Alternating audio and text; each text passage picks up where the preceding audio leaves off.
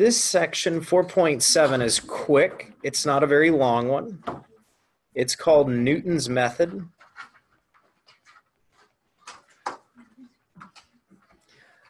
To be quite honest, a lot of people probably would consider just cutting this section out totally. Personally, this is one of my favorite sections in the entire book. So the formula that is given for it is pretty simple. X sub n plus 1 is equal to x sub n minus f of xn over f prime of xn.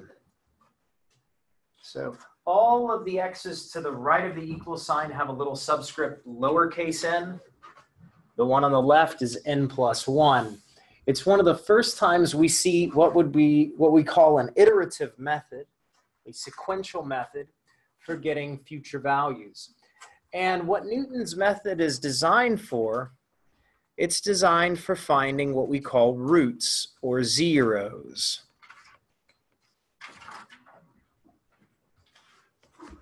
So roots and zeros, that's the name of the game. Your calculator does this. We'll talk about how your calculator does it. It usually uses Newton's method to do it. The physical concept of what's happening is something like this. If you were to make an x-axis and you took just kind of any old function, it doesn't really matter what it is,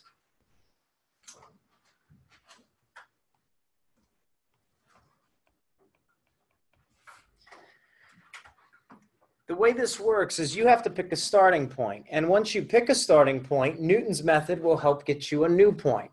So you've got to choose what you want for your value of, say, x1.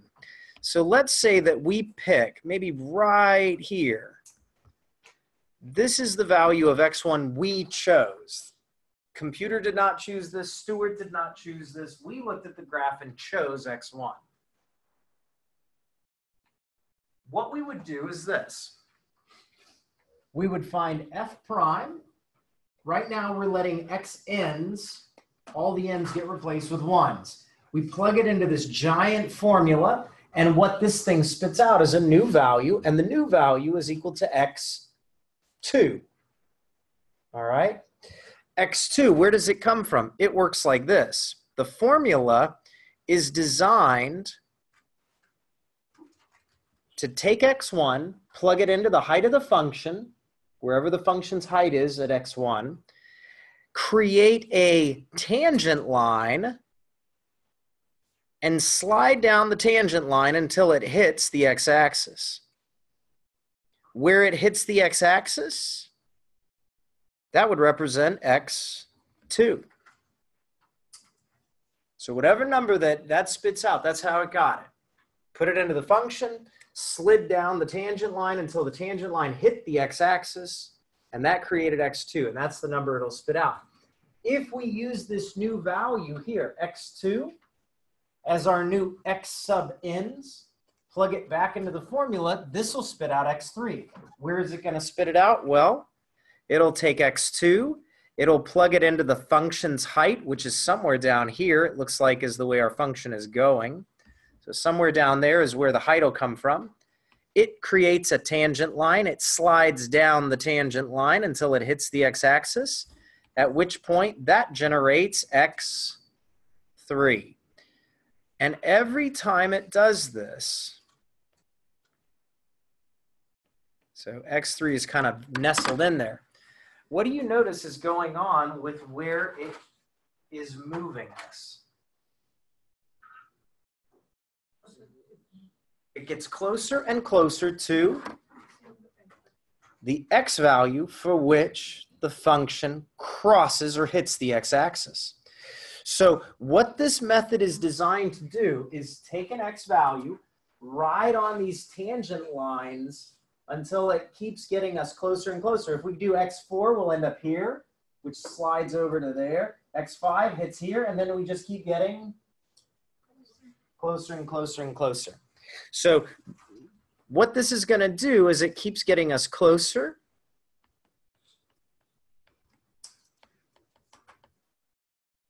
keeps getting x values closer to where f of x hits the x-axis. And wherever it hits the x-axis or has a height of 0, those x values are called roots, or they're called zeros because they create a height of 0 on the function. So that's the physical component of what's going on. You can actually dissect this formula if you want. You can move stuff over and see clearly. You'll end up with something that gives you f prime, and it looks like point slope form almost. It gives you something that looks like the slope formula if you play with it enough. Let me show you here how this works with the problems you'll be seeing in the homework. Let's start with number 8. It's actually very easy to use. These problems are not difficult at all.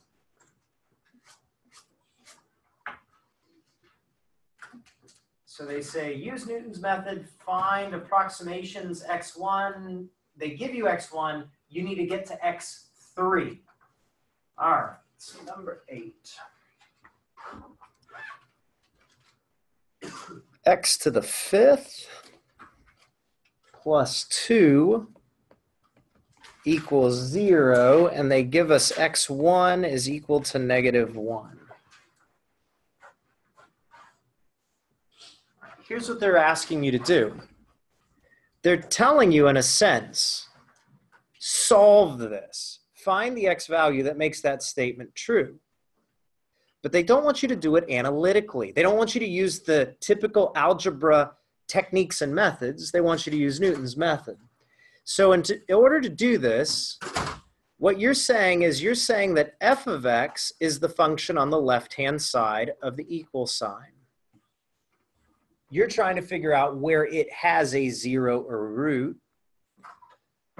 You'll need its derivative to use Newton's method, which by now, hopefully, all of us are fairly comfortable with. So 5x to the 4th will be our derivative function. That's nice and easy. And here's how we set this up.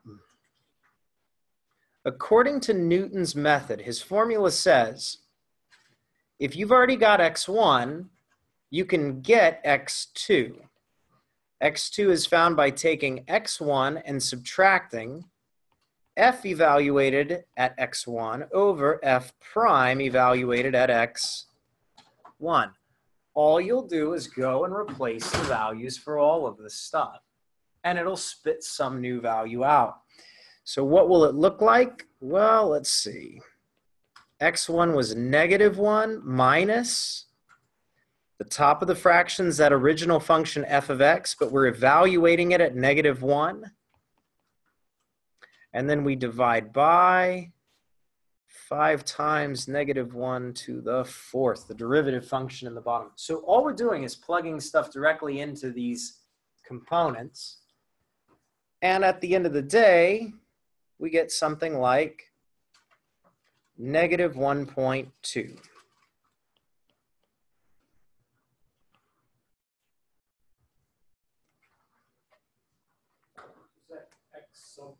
X sub 1? Mm-hmm. Okay.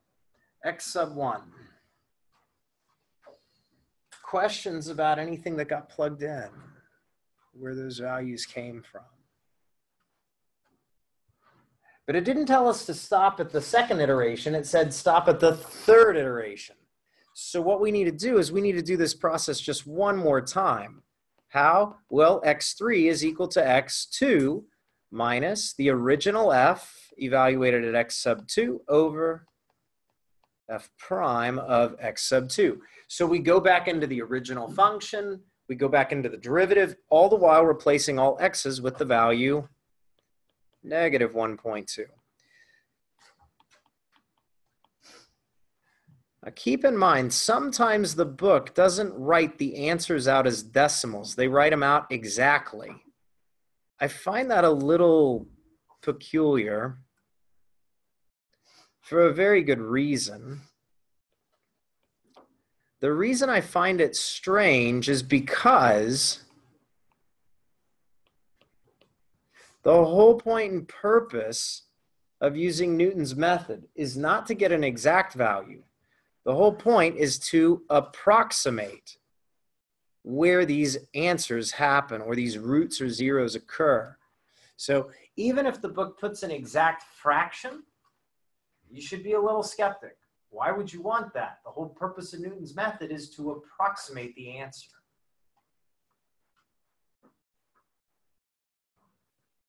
Yeah, so this is the idea of the iterations, just replacing the values with what the previous one was. Could we go and get x4? Yeah, we probably could. Is it going to be much different in value? How much did it change from x2 to x3? Just a little bit. It didn't even change that much. Yeah, x2 was negative 1.2, and now we're at negative 1.15. Probably if we go to x4, it's not going to change a whole lot. Yeah. Questions on the idea behind just doing this iteration process? Let's do one more of these. We'll do number 10.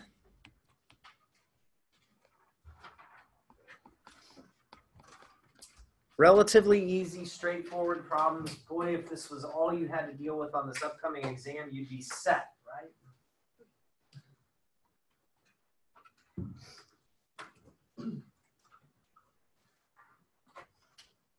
Okay. So this one is similar. They tell us x1 is equal to 1. x1 equals 1. We need to find x2, and we're given this. So x to the 4th minus x minus 1 equals 0. And then they say explain what this is going to do by graphing it and graphing the tangent line. You get the idea. I mean, we could go graph this and see what it looks like. If we wanted a rough sketch of the graph before we start plugging in, right? Look at Desmos.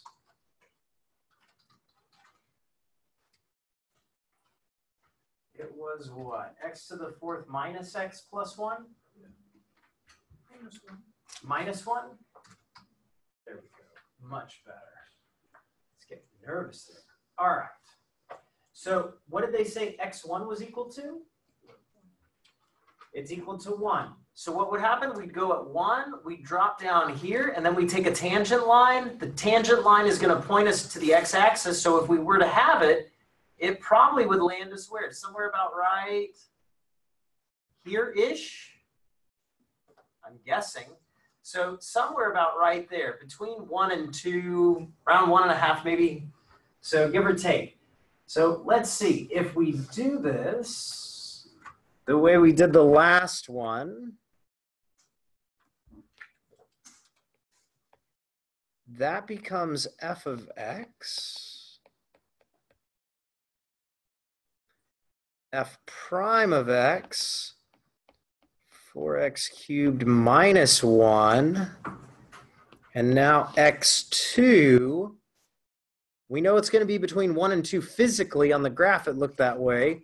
It would be x1 minus f evaluated at x sub 1 over f prime of x sub 1. And just go plug that in. Let's see. So it was a 1. And the original function, it'll look like 1 to the 4th minus 1 over 4 times 1 cubed minus 1. And when you work this out, this one turns out to be a fraction, but it probably would be best to just write it as 1.333 repeating. Because again, it's an approximation of where this happens. And does that seem to be roughly in the right zone where we were looking on the graph? That's pretty close. That's really close. 1.33, 1 1/3 is almost where we suspected it. When we drew it out, we thought it might actually be a little further over, but yeah, that looks about right. Any questions on how that works, how to use Newton's method to calculate this? Okay, so the Perkins, probably the easiest material we have worked on in the past 2 weeks. That's the Perk. The drawback to Newton's method is that it doesn't work in all cases. It does have some limitations to it. So let me dig in here and kind of show you what to expect with where this fails. Limitations. Number one,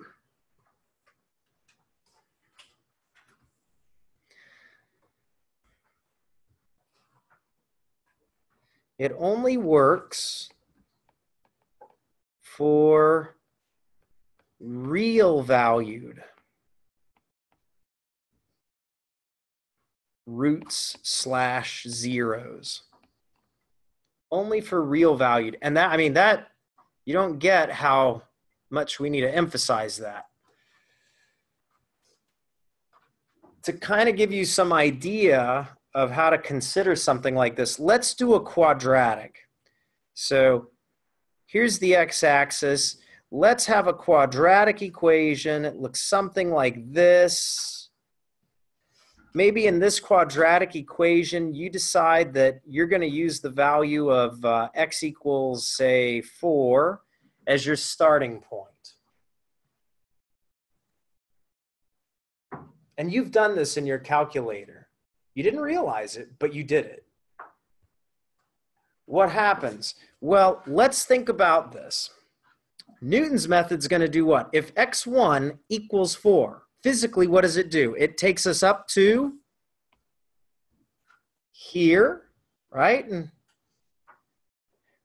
And then it might track us down to about here. And then it might put us up to here, which shoots us off to, I don't know, there. Oh, and now it's going to take that as our x value and point us way up here, which is going to shoot us back. You see what the issue is? It can never tell you what the root or 0 is because this thing never hits the x-axis. So what happens in a case like this if you do it in your calculator? Well, your calculator, for those of you that have tried this, you usually have a solve button. Even if you bought one of these $20 Casios that I mentioned to you in the semester, there's a solve button. You set up your equation, you say solve. And then it says, fine, give me a starting point. So you pick 4 and you hit equal. And then what does the calculator do? For those that have TI graphing calculators, I know you've tried this when you've solved. And what happens in that little corner, the little thing that keeps on circling around, and you think your calculator is broken and you start to get mad at it, and you start to bang it on the table. What's wrong with you? What's wrong with you? If the calculator could talk back to you, it would probably say something like, graph this. There's no real roots. My system solves things using Newton's method. I can't tell you what the answer is. So this comes up an awful lot with calculators. It's the technique they use to solve it, but it'll only work as long as the zeros are real numbers. It has to cross the x-axis. If the function never touches the x-axis, this will never terminate. This generates an unending cycle. Questions with regards to that? So that's not too bad, but you do have to be careful when you do this in a calculator. Some other limitations that can happen.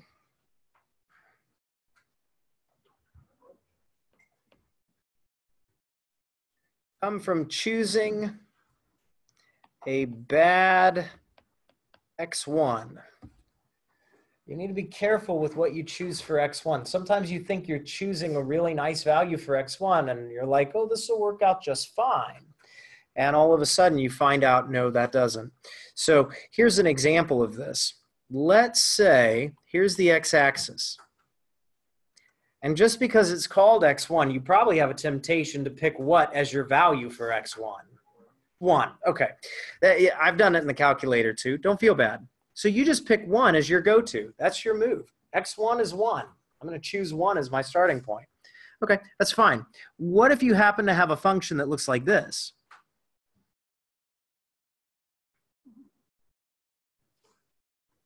First of all, Does this function have real roots? Yeah. Definitely has real roots. Has a real root right here, has a real root right there. Who knows? Maybe one of them's at 2 and the other one's at 0 for all we know. But it definitely hits the x-axis. Fine. But you put this in your calculator. You put in 1 as x1. What does Newton's method physically start to do? It starts to take us and it puts us right here and it makes a tangent line. But the tangent line is completely horizontal. Newton's method will only take the tangent line and write it back down to the x-axis. Since this has a horizontal tangent line, this is never going to terminate.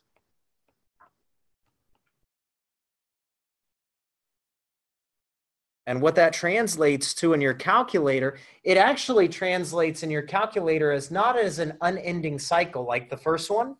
It actually will probably spit out something like error or undefined, because you probably are going to end up doing some weird division by 0 move in the calculator. Yeah.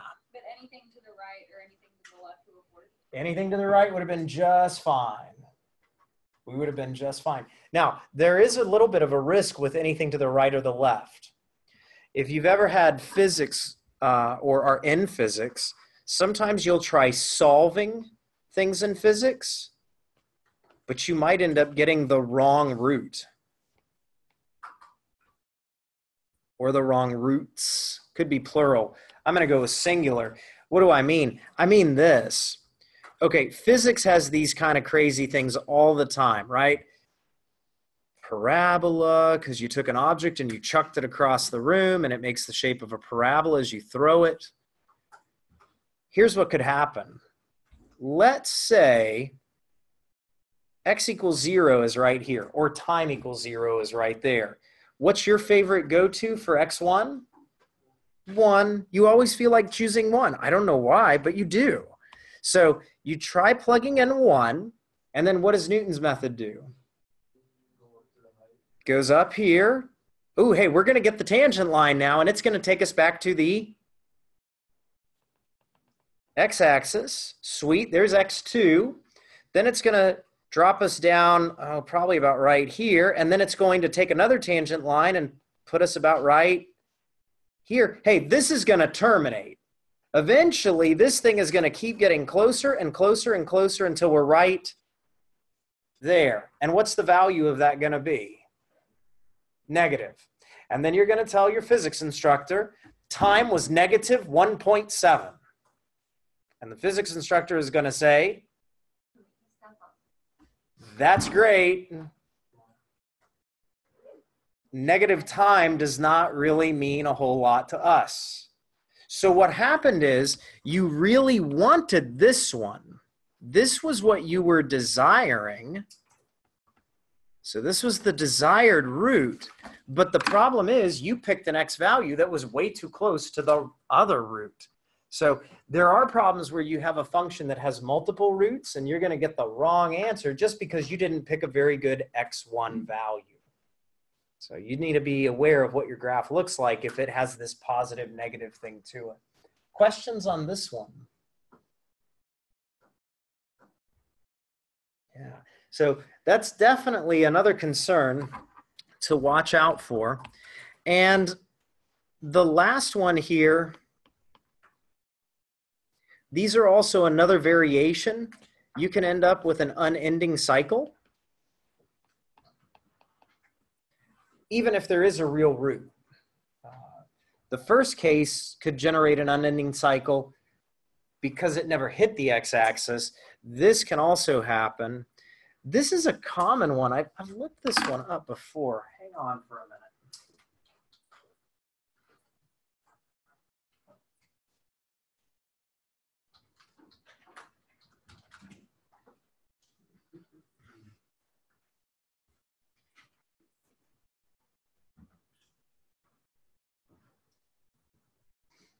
That one. They all have the same feel. But this one, let's say you let x1 be negative 1.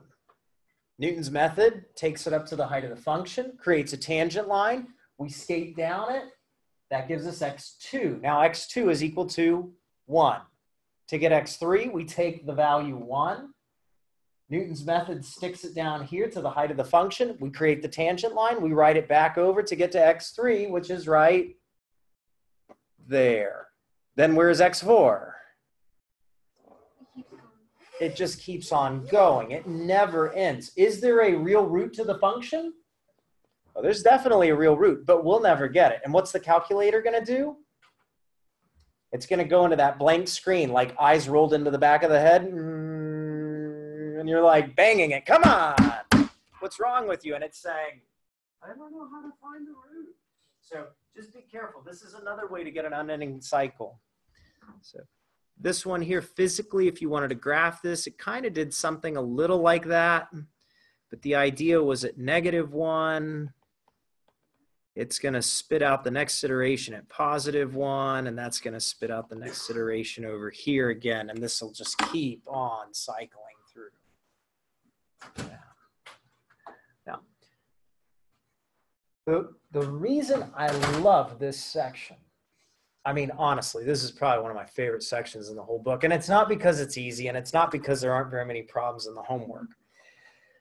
It's because this is the first math class that you can actually take where we get to talk about something called scientific computation.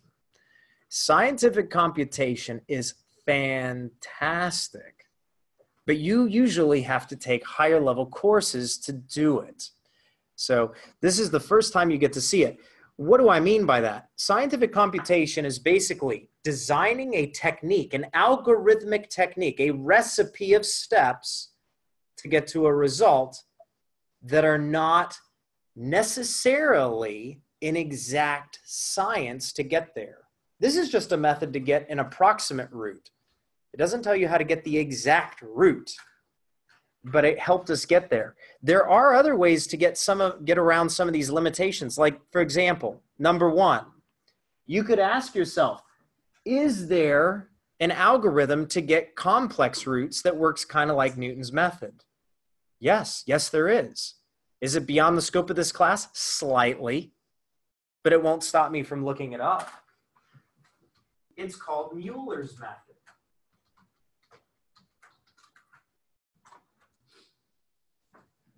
Okay, and then Euler's method, let's see here. This should have a pretty good description of it. Okay, now look. You're looking at the formula and you're thinking, okay, Chris, this is way scarier than the other one. Yeah, chill. You get the next x value by taking the x value that was just before it, feeling like Newton, minus 1 is just indicating it's before it, minus all of this 2 times, original function, same x value here goes in the original, and then down here. Oh, now this is different. But don't panic. What is this? W is another method that was used above. So rather than expand all of this into something ugly, they said, we'll call it W.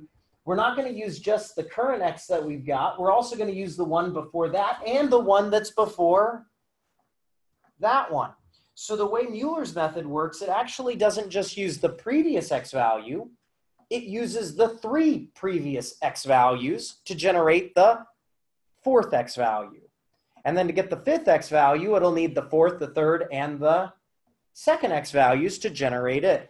And that's all that's going on here. Plugs it into, this would be like a multivariable function. Relax, just has multiple inputs, and it spits out a value. At the end of the day, that gives you the next value. And you can go from there. This one will create complex solutions. So even if you have an imaginary number as a root or a 0, this one will generate it. So, yeah, there's plenty of these, but you usually don't get into this. The first time I actually even learned about this, it was a 400 level, 500 level, undergrad/graduate level course. I took it as a grad student.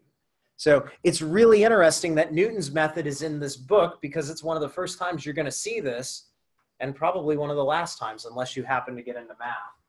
One of the other areas that I find that's really interesting where this is used there's something called Kepler's conjecture. And here's the idea. Kepler's conjecture is simple.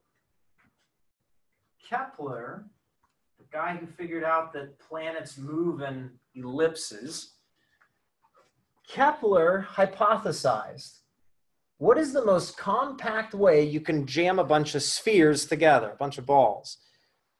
So in other words, how can we, what is the correct format or structure that we can put them in to minimize the amount of empty volume around them? That was what he wanted to do. Well, his conjecture was probably the way they do it in the fruit stand that I see down the street every week. That's probably the most compact way to do this. Okay, great. Good job, Kepler. I agree. I think you're onto something. But of course, what do mathematicians say? That's a great idea, but now you need to go prove it. Kepler couldn't prove it.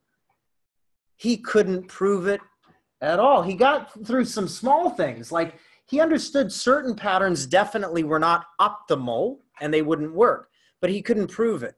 How did they go about dealing with this? If you read about this, what you'll find,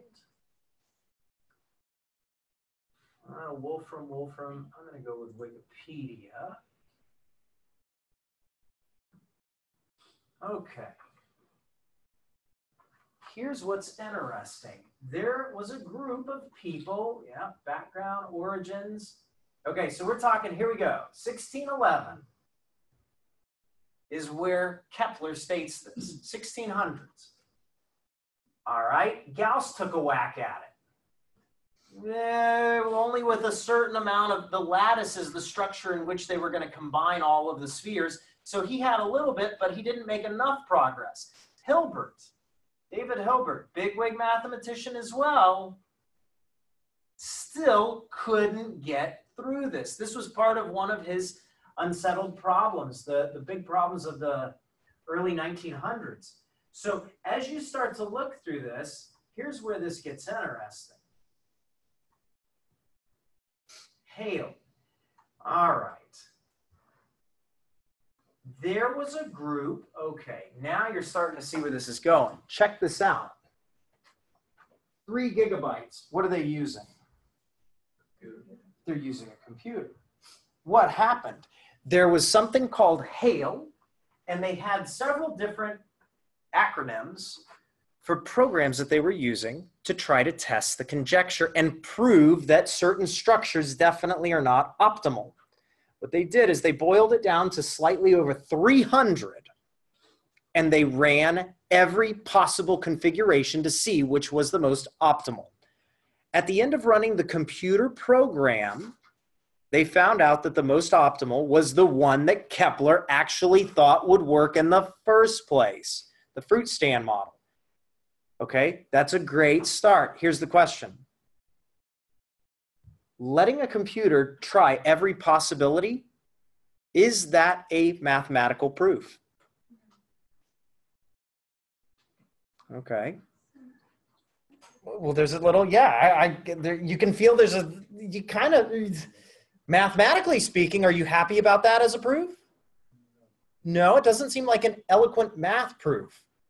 But if they come back and they tell you, we tested every single possible way to structure all the spheres in three-dimensional space. If they tell you that they tested every possible way, haven't they already gone through every possible combination? Which means, in a sense, they proved it. Just to give you a sense of the magnitude, this thing was started back in the 90s, okay? And if you look, in 2005, there's a 100-page paper describing a non-computer part of this, and then they added some other parts to it. The formal proof in 2003 has part of this using here HOL Light and Isabelle. Those are algorithmic processes that they used in order to try to prove this. And here's the crazy part to me. They submitted the final paper using a computer proof, and it was debated for a long time, back in 2015 with all the papers and stuff, and it wasn't accepted until 2017. It took 2 years for a group of mathematicians to agree that a computer-based proof was acceptable as a mathematical proof. And that's really interesting because now it's no longer Kepler's conjecture. That would make it Kepler's theorem. And it is. Now it's considered Kepler's theorem as of 2017. 400 years later, finally. 400 years later. I hope you feel okay, Kepler. Somebody did it. It probably wasn't the way you were thinking, but it worked out.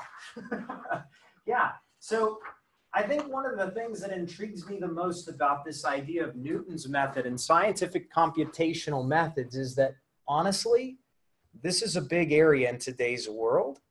And the progress that's being made here is just fascinating. But students that are in engineering, students that are just taking general classes, rarely get a chance to hear and see about any of these because you need almost a bachelor's degree in math before they cut you loose to start playing with these tools.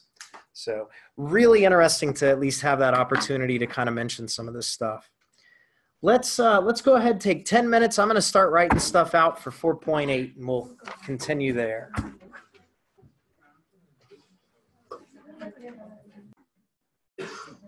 Okay, so the antiderivatives in 4.8, they have several parts, and these are not written in any super great order. Let me just point out things kind of one at a time. The first thing that's probably written in the book is the definition of an antiderivative. The definition of an antiderivative is not super intuitive, but what it's telling you is this. A function is considered an antiderivative of another function if you're able to take the derivative of it and it gives you the other function. So not super hard. For example,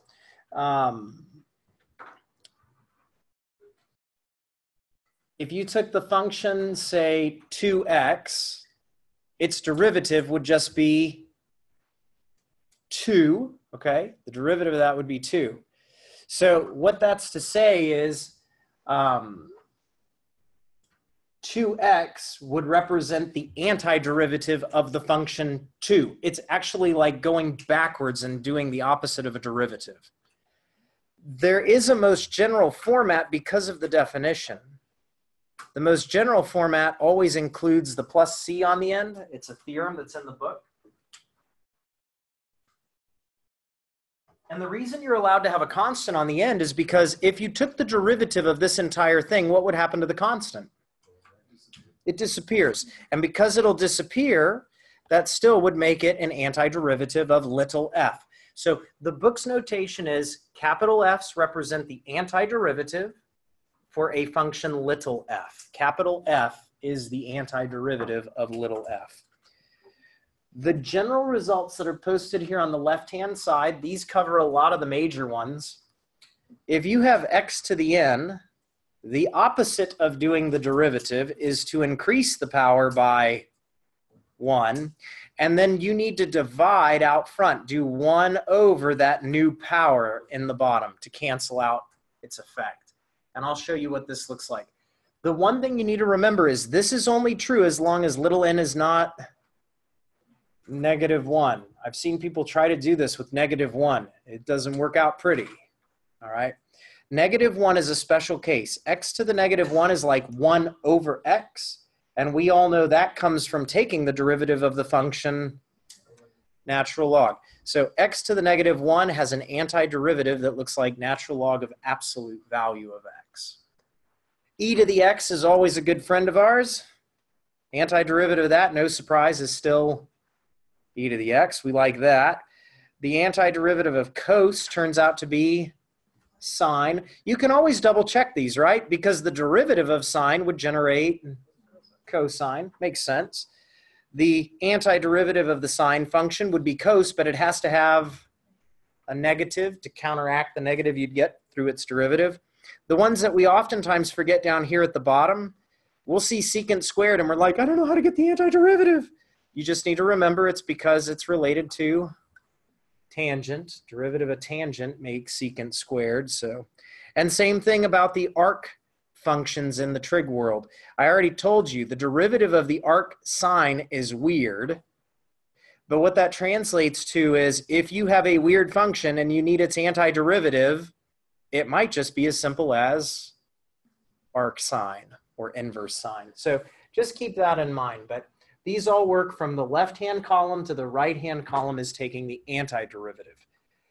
Or vice versa, the right-hand column to the left-hand column is found by taking the derivative. Any questions about some of those general results? Let's dive in here. Let's look at number 2 out of the book.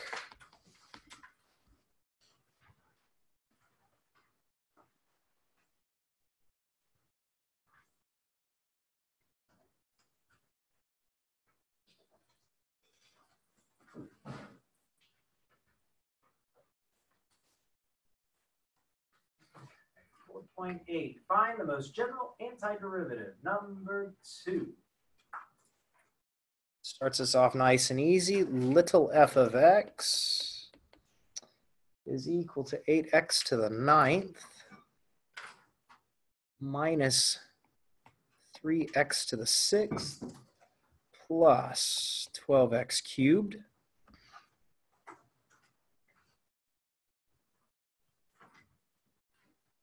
To get us started, as we start to do this, you're going to detect the pattern of how this works in general and how to make it easier in the future.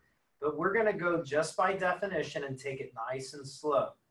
So constants, just like when taking the derivative, constants stay out in front and are untouched. And then we take the antiderivative of any pieces separated by pluses and minuses individually. So what that means, next step is the antiderivative, making this look like capital F. The 8 will stay out front. I'm going to take my time on this. And the way I like to do it is leave a gap, because now you're going to get x to what power? 10. Ooh, by the way, don't forget, you need to divide by 1 over 10. That's that thing going in the bottom. The new power goes in the bottom. Some of you will write it like 1 over 10. That follows the actual format that they have up at the top.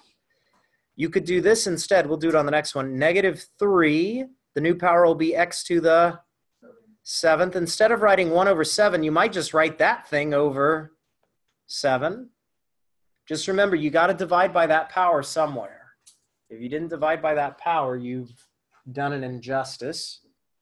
All right, and the next will become what? Plus 12x to the 4th over 4. Any questions about how we're using this right now? That would only be if it's a derivative. What is this? Oh, it's The anti. Yeah. Antiderivative goes up.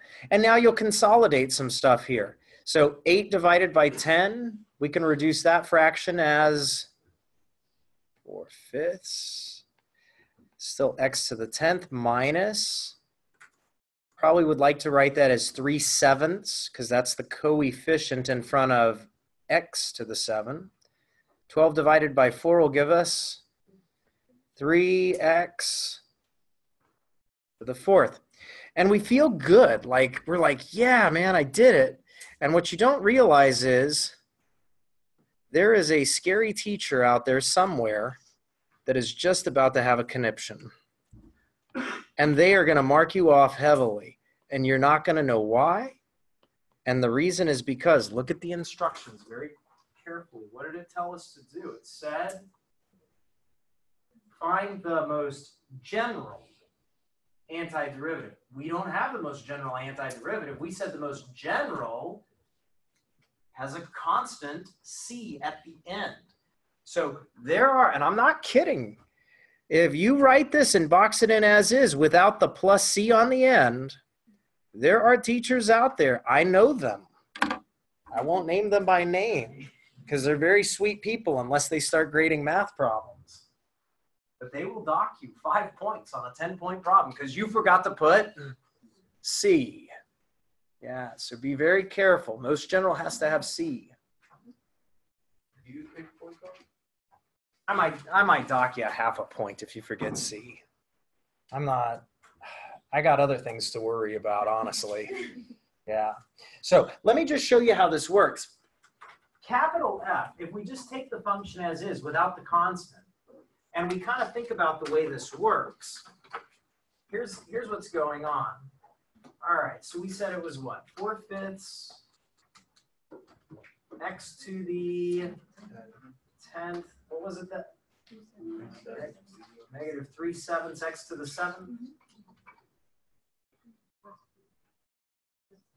That's 3x to the 4th. Thank you.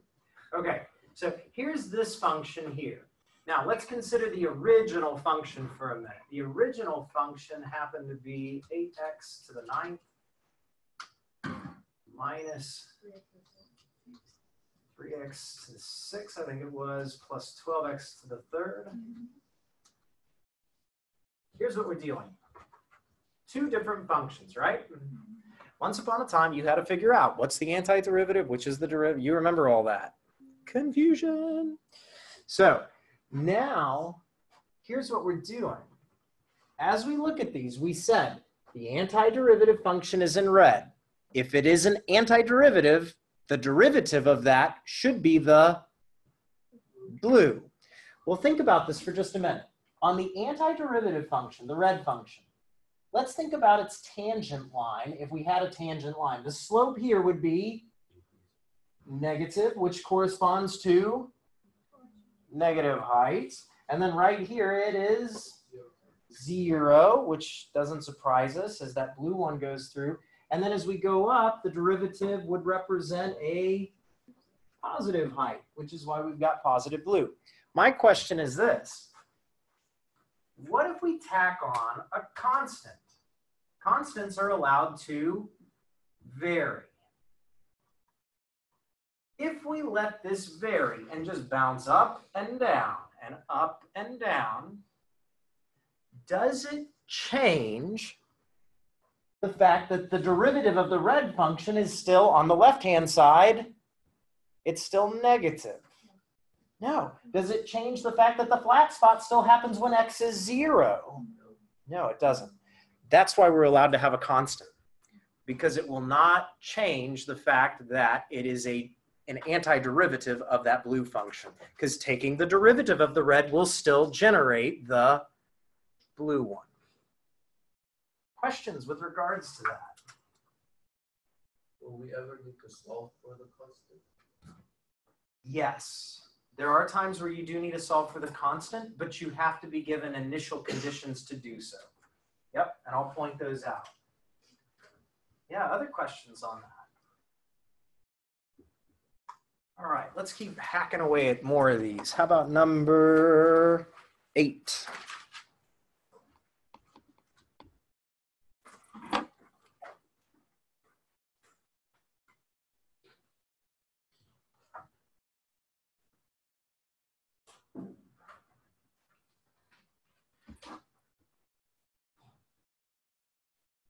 F of x is equal to the 4th root of x cubed plus the 3rd root of x to the 4th.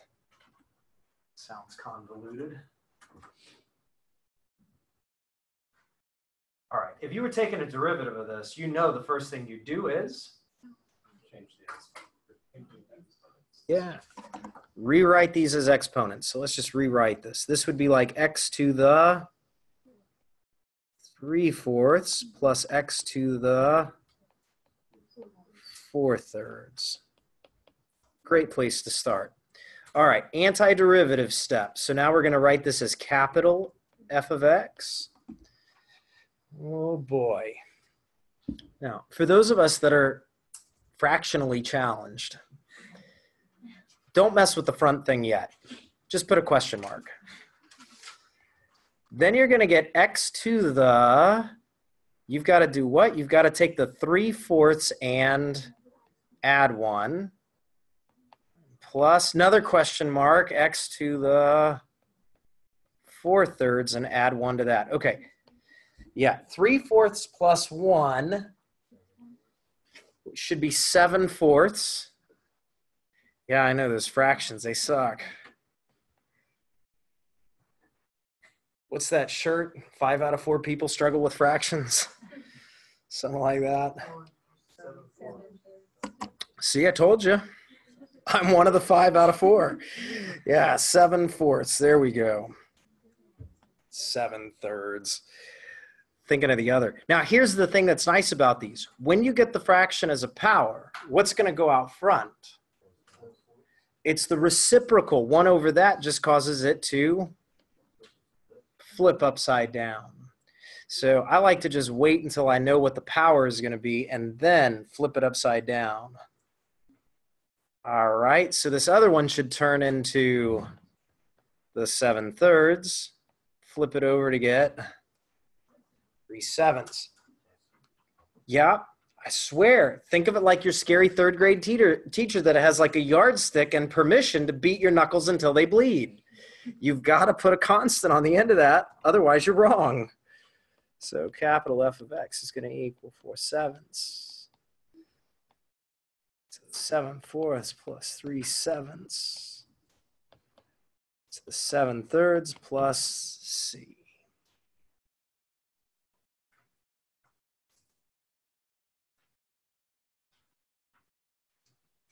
Questions on how to deal with that?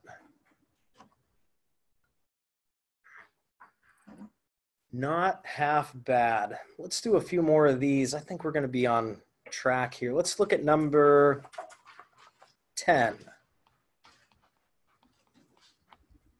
Number 10.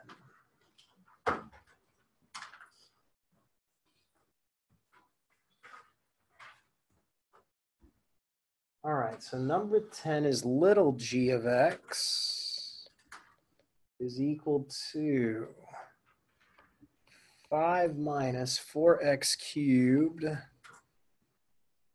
plus 2x to the 6th divided by x to the 6th. Find the general antiderivative.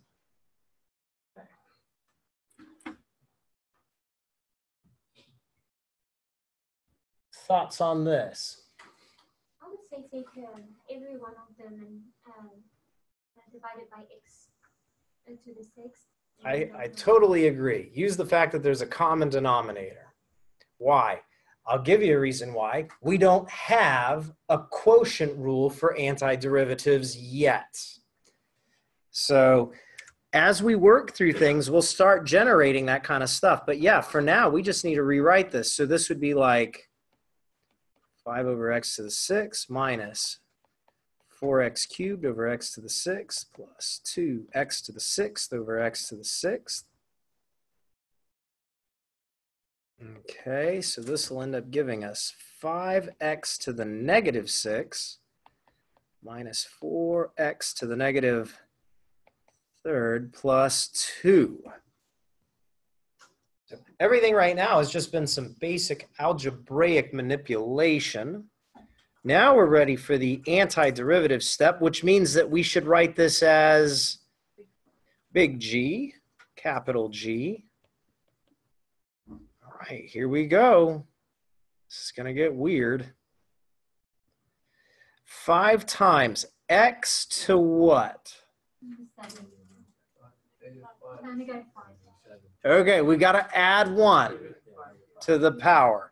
Negative 6 plus 1 will put us at negative 5, but we need to divide by the same power or the same value as the power. So you take whatever power is your new power and you can put that in the bottom underneath the x. All right, then you'll get what? Negative 4x to the negative 2. Divide all that by negative 2 plus, careful, 2x. There we go. 2x. Why? Because the derivative of that should generate a 2. Yeah, be careful with that one. Yeah. And once you get all this, what happens? It looks like we get The 5s are going to cancel each other out to give us negative x to the negative 5. Then it looks like plus 2x to the negative 2 plus 2x. There it is, the whip plus c.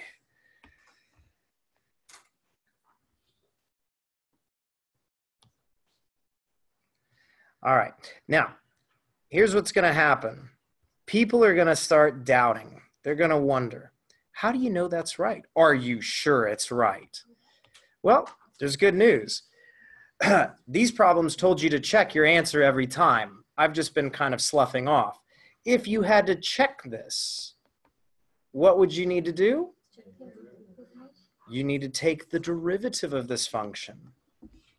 If you take the derivative, what are you going to get? All right, taking the derivative. What's this going to look like? Derivative of capital G is going to start to look like 5x to the negative 6 minus 4x to the negative third. minus, and it looks like I've got an extra, I had an extra x in the exponent, minus 4x to the negative third plus 2. How do we know that's right? We don't have to get the exact original. Why? We just need to make sure it matches the algebraic variation that we had up here. Yeah. So taking the derivative is an easy way to ensure that you're getting the right value.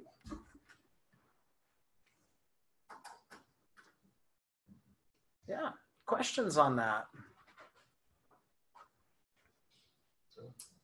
Yeah. Isn't it called integration?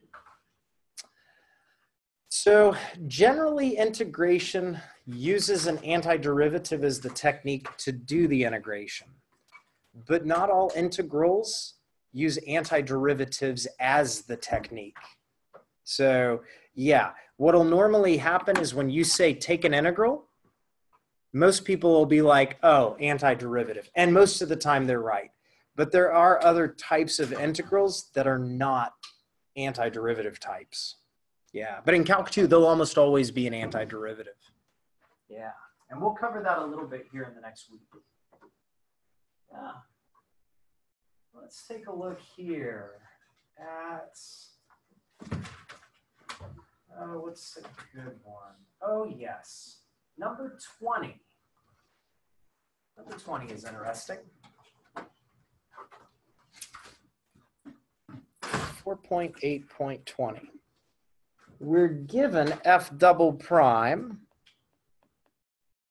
of x is equal to 2 plus x cubed plus x to the 6th.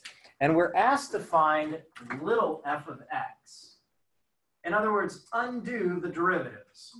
Well, that's easy. The way to undo a derivative is to take an antiderivative. Okay, so the first line here, we take an antiderivative. What's the notation on the left going to look like? F prime of x. All right, antiderivative of the right-hand side is going to become 2x x to the 4th over 4. There it is. Plus x to the 7 over 7. There it is. Has its own sound effect. Plus the constant. So the first step is the antiderivative. All right, but that only got us to f prime. We need to get f. No primes. So we need to go and take another antiderivative. Okay, taking an antiderivative, we know that notationally the antiderivative will undo the prime, leaving us with f of x. All right, let's see here. Are we going to be able to do this smoothly? Okay, so here's the question. The derivative of what would give you 2x? Boy, that was easy to think of. So if you're able to do that in your mind without the dividing by 2, I'm totally fine with it. Yeah, derivative of x squared would give us 2x. That makes sense. Go for it. That's fine. All right, what about the next one? It'll be x to the 5th over 20. The beauty is whatever number you've got in the bottom of the fraction, like a 4, you just multiply it times the new power. So 4 times that new power of 5 will give you 20. The next one would look like what? X to the 8th over 56. There we go. Plus, be careful, CX. Okay, almost. Plus 1. Whew, we tripped. It is plus a constant, but you wouldn't want to put plus C because you've already used C. And the constant on the end does not have to be the same number as the C that's already there. So you might put plus D or a K or some other letter, just indicating that C and D or those two constants are potentially different numbers. Yeah. Questions regarding how to deal with that? What's the most intense antiderivative we'll have to do? In this class, you really want to know? Here's the problem. The most intense antiderivative in this class that you'll have to do is probably not much harder than this one in format. What is the most intense method of doing an antiderivative in this class? We'll probably stop at U substitution. And that's about as far as we'll go. So this is not the class where you'll have trouble with antiderivatives. It's Calc 2 where that's going to kick in. Yeah. Let's look at number 30 because it's similar to this, but it has a slight twist to it.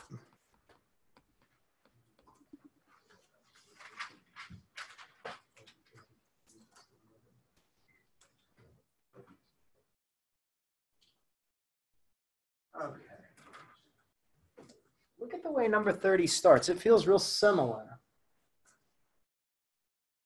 F double prime of x is given to us to be 8x cubed plus 5. We're given f of 1 equals 0. And we're given f prime of 1 needs to be equal to 8. What we're doing, just clarify here and name it out, spell it out for us. These pieces of information are considered to be initial conditions. And in the real world, the initial conditions usually come from parameters that you know have to be met physically in the real world for different reasons. They happen a lot with differential equations, and you'll see that in Calc 2 as well. They'll give you these initial conditions, and that helps you isolate your constants as you work the problem. So we start to work this. The first step here is to get, of course, f prime. As we do this, what would we get? Okay, we're going to get 2x to the 4th. Are we sure that's the right antiderivative of that part? Yeah, because you differentiate. There you go. So if you're not sure, take your time. You don't have to rush ahead. This is not, oh, I can do it faster than you, or I saw further than you in terms of math steps. You take your time. But the real question is, at the end of the day, if you took the derivative of 2x to the 4, do you get 8x cubed? If you do, you're good. All right, the next part would be 5x, and then you're hearing it, and there it is. Didn't even have to make the sound. All right, once you get to this point, the very next thing you have to do is use the initial condition to get C. That initial condition is going to pin it down. Think of it physically like this. You remember the graph that we have in the background that's still sliding up and down on Desmos because we never stopped it? That graph, if you have an initial condition, it's going to fix the height of one of its values. And as soon as it fixes the height, it's locked and that c can't move anymore. So our initial condition is this. We know that f prime of 1 needs to be equal to, careful, that one was 8 for f prime. On the left-hand side of this equal sign, that means we need to do what? Replace x with 1 and set the whole thing equal to. There it is. On the left-hand side, replace all the x's with 1s in our f prime function, our most general antiderivative. On the right side, we still keep it as 8. And now what do you get to do? Solve this thing for c. So it looks like we get what? 2 plus 5 gives us 7 plus c is equal to 8. So c is equal to 1. Okay, now what this does, this is an important step. I mean, this is an essential component. What that does is that alters our f prime. Now we know that f prime really is 2x to the 4th plus 5x plus 1. There's the new constant. So what it does is it pins down that general graph and fixes its height, and it's no longer allowed to slide up and down anymore. And then from here, now you're able to go and get little f of x by taking another antiderivative. So taking an antiderivative of f prime, what would we get? 1 over 2 x to the power of 5. Okay, so we know the x to the 4th becomes x to the 5th, and that makes the coefficient look like 2 over 2 over 5, right? The 5 is what gets divided in the bottom. Okay, and then the next one is going to give us what? Yeah, x squared, and the 5 that was out in front of it will get divided by 2. And now the 1 turns into an x plus. Okay, now be careful. What did we say c is in this problem? C is already 1, so you just need to pick a different letter. D is fine. B is fine. K is fine. Capital E is fine. You can't use lowercase e since it's already been taken. So just be careful not to intermix a constant that's already been used. All right, and then from here, you know what's going to happen. Again, this refers us back to an initial condition in order to get a value for capital D. And the initial condition for this was what? F of 1 needs to be 0. That's right, thank you. So on the left-hand side, what will we do? Just replace all x's with the value 1 in our f function, our f of x function, plus d, that'll be 0. And now we just move everything so that d gets to be put all by itself. Fun with fractions. 2/5 plus 5/2 plus 1. Oh, man. Why? Is it 29/10? 39. And then it's plus the 1, 39/10. Okay, there we go. Thank you.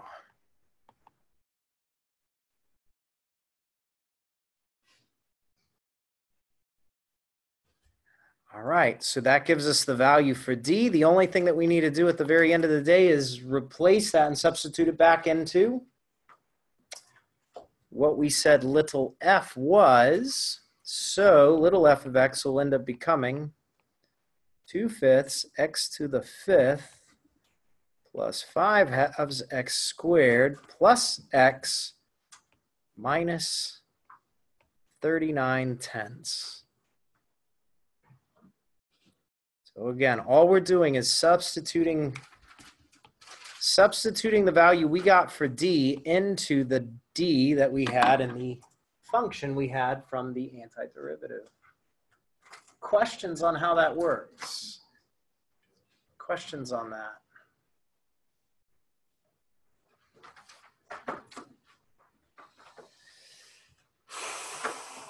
Oh man. Do I want to do it? No, probably not. Should I do it? Yeah, I probably should. I'm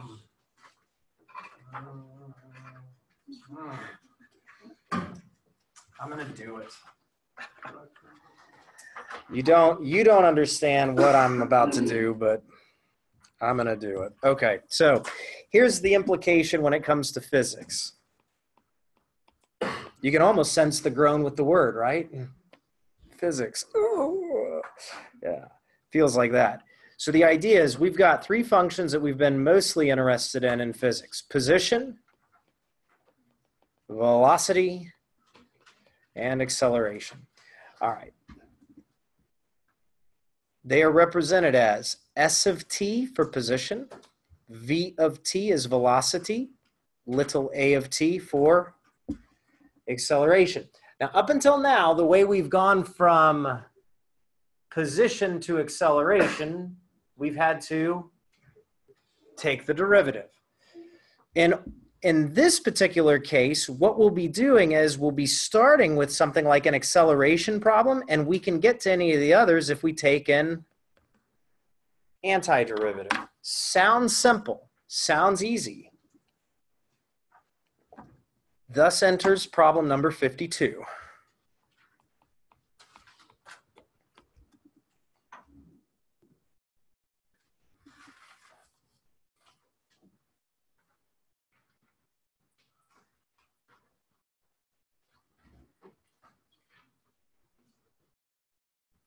All right, a car braked with a constant deceleration of 16 feet per second squared, producing skid marks measuring 200 feet before coming to a stop. How fast was the car traveling when the brakes were first applied? If you were in physics, you're just hoping we're going to bust out kinematic equations and solve this in a matter of 35 seconds. I hate to break it to you. This class is not about kinematic equations. It's about math. And if you want the kinematic equations, you need to go and prove them. So, in light of not having kinematic equations and how you would do this, it takes more effort. So let's jot this down. First of all, we've got 16 feet per second squared. That is our deceleration. And we produce skid marks that are 200 feet. That's the important stuff. There's the good stuff. So here's what we know.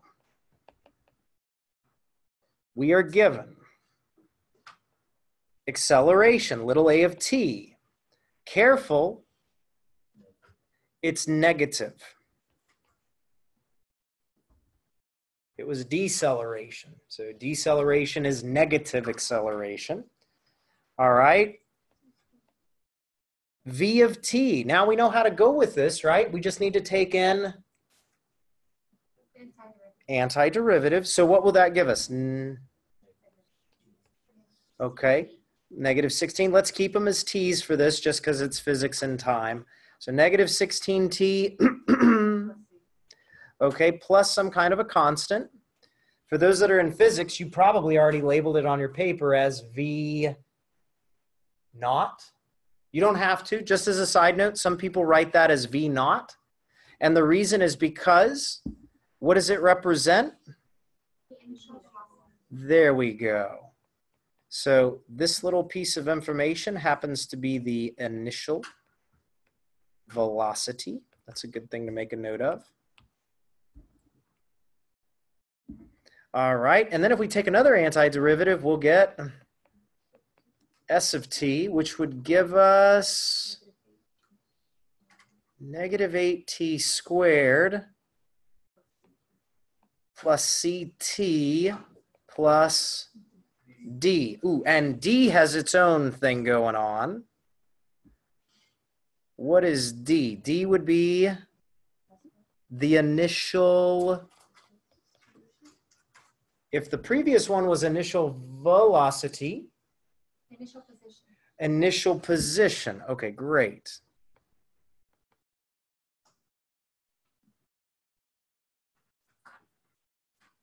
Initial position.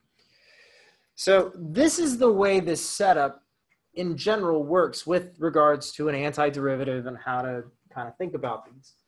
Where this gets kind of tricky is understanding what each of these represent.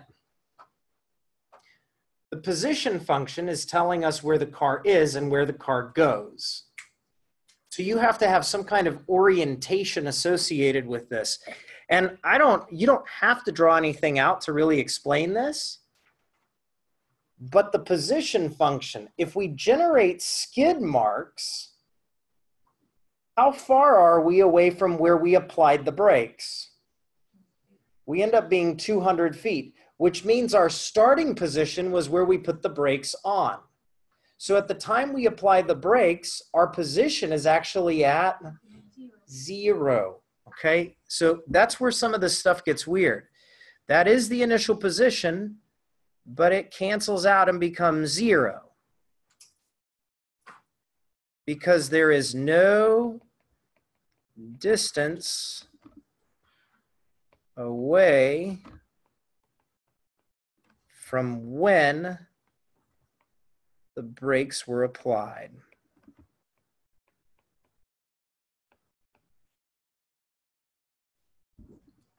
All right, so that'll be 0. So that disappears. That makes our life a little bit easier. All right, the initial velocity then would be what? What does it represent? How fast you were going when you press the brakes. There we go. So the initial velocity is speed when brakes were applied or brakes applied.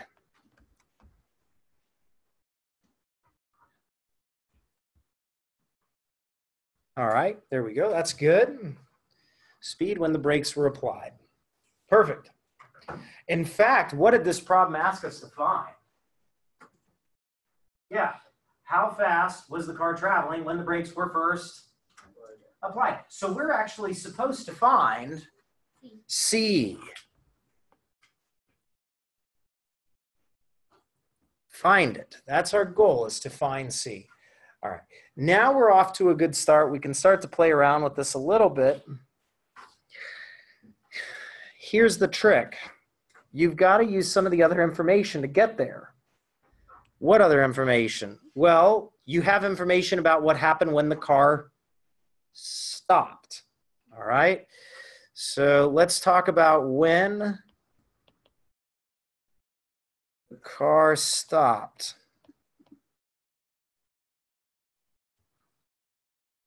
Do we know what time the car stopped at? We don't, but we know there was a time when the car stopped. So let's just let this be. Let's suppose it's at some time, we'll call it T star, T with an asterisk. Here's the question. If you plug T with a star into the position function, what will the position function spit out? Minus H T's. Careful, it'll actually spit out 200. It tells you how long were your skid marks from the time you applied the brake. So these are the skid marks. All right, that's one thing. The other one, what about the velocity at T star? How fast is the car going after it generates those 200-foot skid marks? Presumably, it generated the 200-foot skid marks and then stopped. If it is stopped, that means the velocity is 0.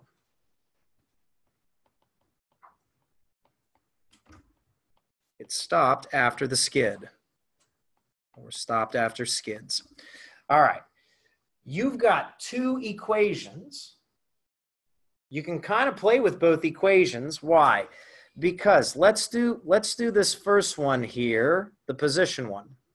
It equals 200 on the left-hand side. Plugging T star into the position function, it would look like -8 t star, but it gets squared, plus c times t star. There's no d. There's no d. We said there's no d. We're just plugging it straight in. The velocity one would look like negative 16t star plus c is equal to 0. So effectively what you've got